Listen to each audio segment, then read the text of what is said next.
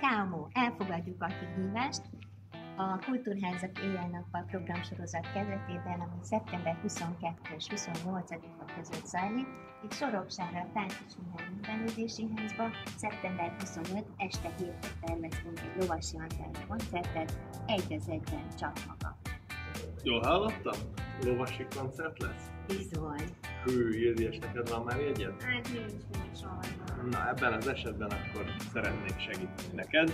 Méghozzá egy kis varázslattal, természetesen. Láthatod, ez a dobozka teljes üres. Hát igen. Megmutatjuk mindenkinek. Viszont ha tudsz esetleg egy varázsszót, és egy varázskört, Szimszalabim! na lássuk, történt-e valami. Hát azt hiszem, hogy átmentél a vizsgán.